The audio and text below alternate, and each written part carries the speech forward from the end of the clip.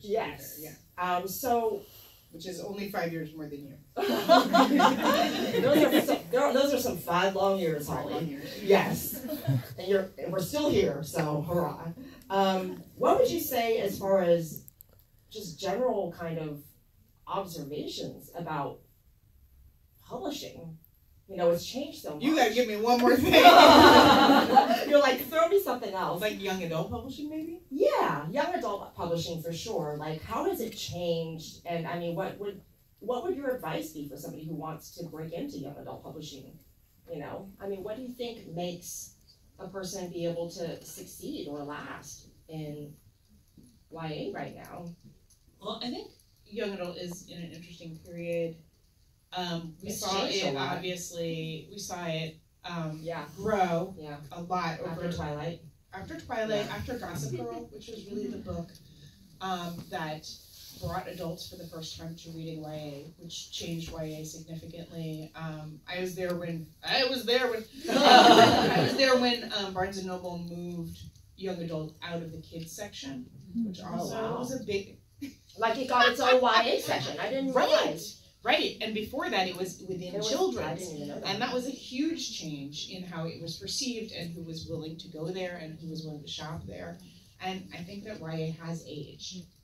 It is definitely a category older than it was even from, I think, 10 years ago, 5 years ago. It's changed so much since I did. You see more college stories being published, and I think that it has become, and now we have a category of younger YA that doesn't have a name, I think, where you have, transitional YA that is, just a little bit older than middle grade, that I think doesn't quite have a space that used to be really where the center of the market was, and now really isn't. So, I mean, I think it's changed a lot. I feel like YA right now is in a really great place because, there's a lot more different stuff being published.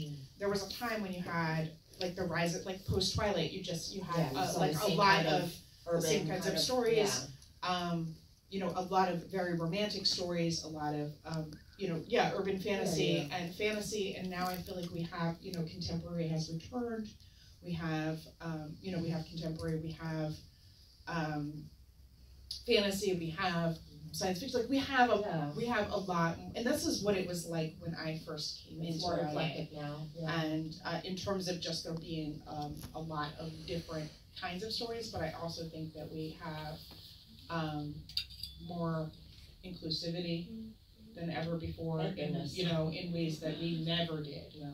And that is just really, I don't know, makes me feel great about the future. Yeah. Yeah. And that's a very recent change. It has been pretty, it's been pretty recent. Yeah. So, and I appreciated you being inclusive in your stories, basically from the start. Back in 15 years ago or whatever it was. And that wasn't anything that was. But the change in terms of like Oma Boyce's books. Oh yeah, for sure. It's been huge in the last 2 years. Speak to that because you have seen it. You've seen it. My son is in March. Come back in March.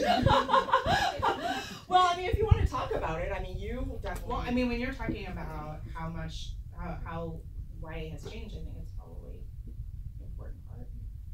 Definitely. Every time I make her talk about anything, she's like, "How do I get back out of to this?" you? No, I think it's incredible and it's amazing. I feel like. Both Melinda and I, if you don't know Melinda Lowe, she's like my author BFF. She wrote Ash, which is going to be 10 years old this year too. And it was the first lesbian retelling, the happily ever after for 2 girls, and it wasn't anything else. I was like, so I just wrote an introduction. That's right. And I was looking through it, and I mean, I'm not sure this is true, but I cannot think of another YA fantasy with a lesbian protagonist. It was the first one.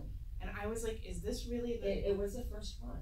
And Silver Phoenix, I didn't even find out till recently, was the first YA Asian-inspired fantasy. It was the first one because there were middle grades before that, but not YA. And there was adult SFF. And I didn't even know, I just assumed. And I don't know when Melinda found out, but, Yeah, I think because there Dark adult. I did Yeah. not until I was writing the introduction. I was like, wait. You were, yeah. Yeah, I was It's the like, I first was one. really looking. I was like, wait a minute, is Yeah. this? So 2009, and then we kind of both struggled because, you know, it was trying to find our place. And it was most recently with the We Need Diverse Books kind of thing, and more awareness and more dialogue. Yeah, when I came out, you know, the bestsellers for Asian fantasy were all, you know, white authors, for sure, you know, and you were kind of held up against them, and they're like, well, this isn't exactly like theirs. And so now we're talking about own voices because it tends to not be from a white lens, which can be kind of exotifying.